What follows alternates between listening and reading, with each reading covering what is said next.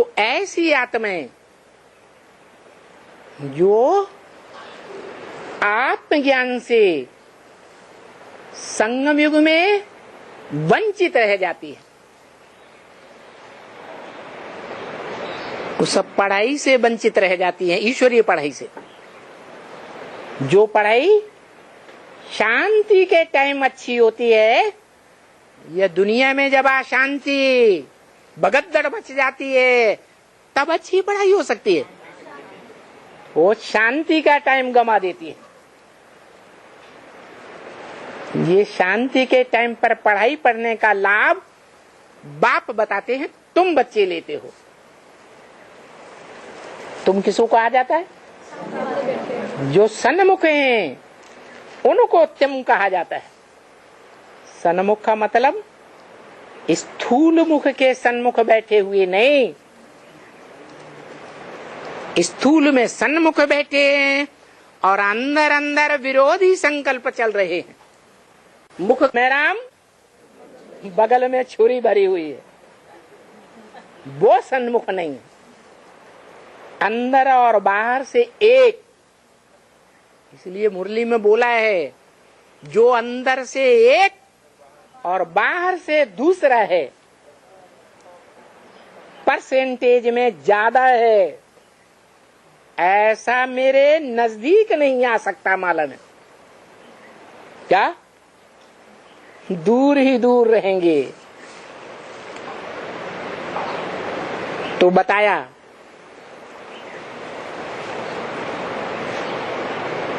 कि वो बड़े से बड़ा बाप भी है,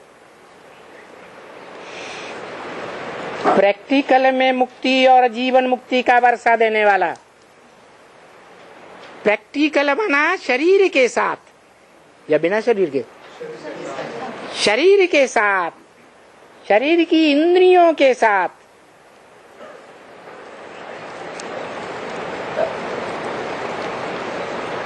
शांति का वर्षा, जो शांति बच्चों को बाप के घर में मिलती है।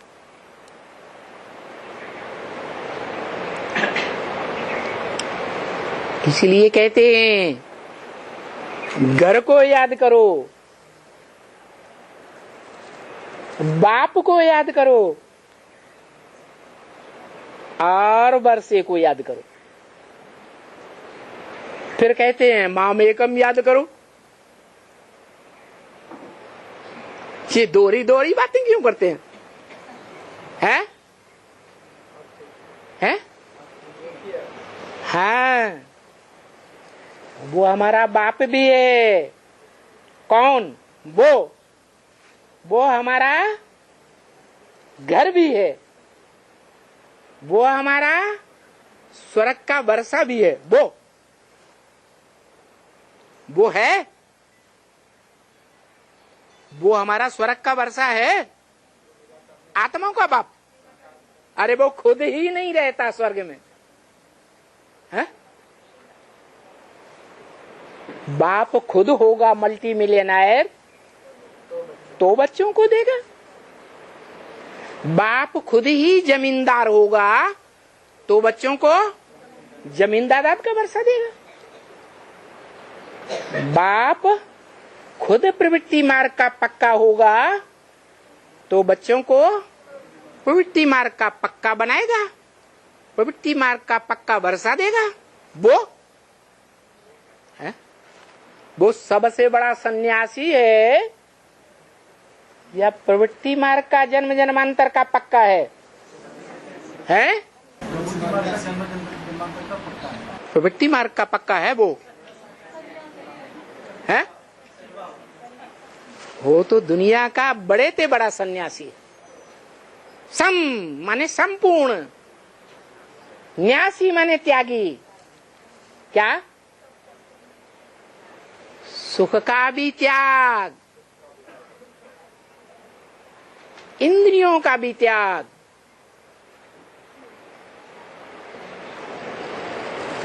राजाई का भी त्याग। क्या है? फिर वो क्या है? है? अरे ज्ञान का अखूट भंडार है, जो भंडार कभी खत्म नहीं होता।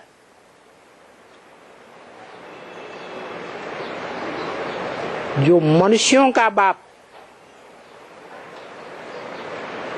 सारे भंडार को खींच लेता है और जिस बाप के अंदर से ये मनुष्य सृष्टि निकलती है और महामृत्यु के समय उसी में सारी सृष्टि क्या समा जाती है। जो गीता में कहा है अव्यक्त मूर्ति ना, कहां से सारी सृष्टि निकलती है? अव्यक्त मूर्ति। कैसी मूर्ति? मूर्ति माने साकार। कैसी मूर्ति? जो अव्यक्त है, इन आंखों से दिखाई नहीं देती। मूर्ति तो है, बड़ा रूप तो है, लेकिन उसमें आंख, नाक, कान, हाथ, पांव, इंद्रियां दिखाई नहीं देती। क्यों नहीं दिखाई देती? शंकर को दिखाई देती है। शंकर की मूर्ति में जो याद का पुरुषार्थी है उसमें नाक, आंख, कान, मुंह, हाथ, पांव सब दिखाई देते, और लिंग में दिखाई नहीं देते। तो वो अव्यक्त मूर्ति है, जिसका सात्विक रूप सोमनाथ मंदिर में द्वापर के आदि में दिखाया गया था। क्या? भक्ति मार्ग में प्रसिद्ध है स्वर्णलिंग, सत्व प्रधान, रजत लिंग चांदी का, सत्व सामान्य, ताम्रलिंग रजो प्रधान, और लौह लिंग पत्थर लिंग। आज की दुनिया में शिव के मंदिर में क्या देखने में आते हैं? है पत्थर के लिंग। क्यों? कि दुनिया ही पत्थर बुद्धियों की बन गई। तो उन पत्थर बुद्धियों का भी कोई बाप होगा ना? है? होगा या नहीं होगा? वो होगा। उस पत्थर बुद्धि की बुद्धि में एक बात नहीं आती, सारा ज्ञान आ जाता है। क्या है? का भगवान नहीं आता, वो ब्रह्मा की बुद्धि में नहीं आता।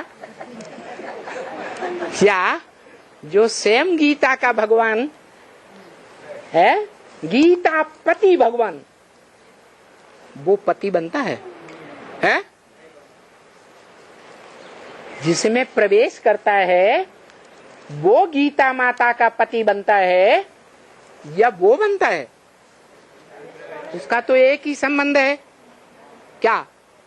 बाप और बच्चों का, आत्मा आत्मा, भाई भाई, वो उनका बाप, कोई संबंध नहीं, ढेर संबंध है। जब साकार में आते हैं तो उस साकार स्वरूप के द्वारा अनेक प्रकार के संबंध इंद्रियों से जोड़े जाते हैं। संबंध बिना इंद्रियों के बनते हैं, बिना देह के बनते हैं, या देह के साथ बनते हैं? संबंध जो देह के साथ ही बनते हैं। देह की इंद्रियों से ही संबंध का सुख लिया जाता है।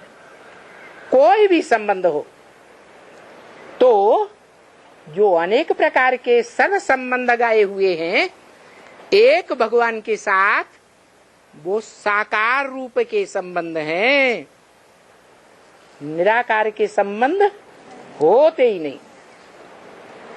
तो बताया कि वो बाप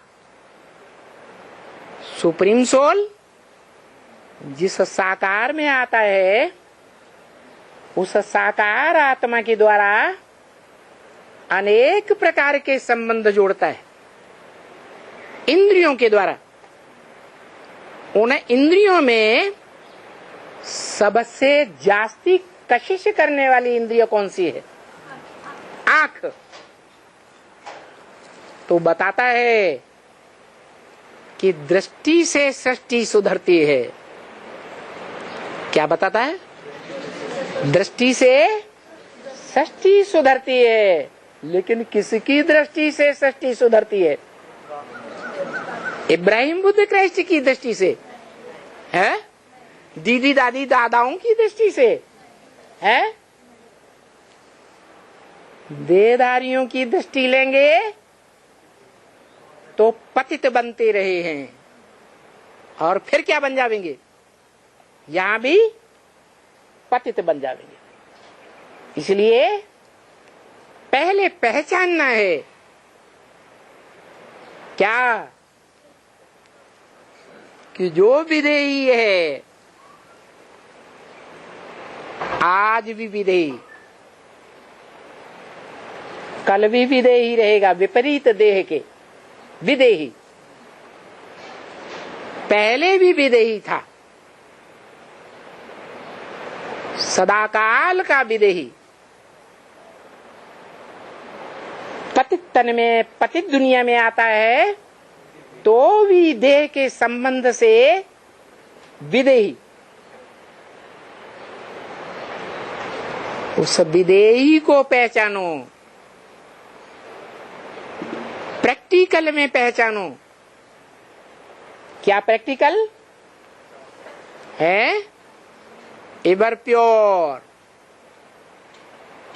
क्या 500-700 करोड़ मनुष्य नंबरवार प्योर बनते हैं, देवताएं भी बनते हैं, लेकिन वो देवता नहीं। क्या देवताओं का भी रचयिता है,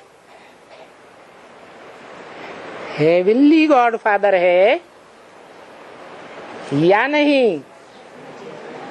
हेवन का रचयिता।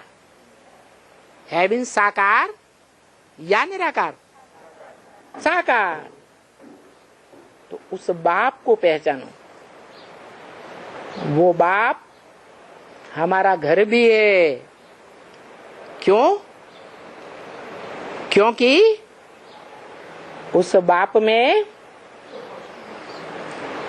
बताया है मुरली में कि तुम बच्चे परम धाम को इस सृष्टि पर उतार लेंगे। सृष्टि पर उतारेंगे कि पहले चैतन्य आत्मा में उतारेंगे? कोई चैतन्य आत्मा है, मनुष्य आत्मा, जो तुम्हारी बुद्धि में बैठ जाएगा कि जो एवर प्योर है, आत्मा, आत्माओं के बीच, आत्माओं का बाप, वो उसमें प्रवेश होता है और मुकर्रर रूप में प्रवेश होता है और प्रवेश करके उसको आप समान बनाता है। आप समान माना 100% बनाता है या परसेंटेज में बनाता है? 100% बनाता है। क्या कैसा बनाता है? 100% बनाता है। आप समान एवर प्योर बनाता है। कैसे? कहता है मैं तो सर्वशक्तिवान तो हूं, लेकिन प्रैक्टिकल में सर्वशक्तिवान नहीं हूं। मास्टर सर्वशक्तिवान मेरा टाइटल नहीं है।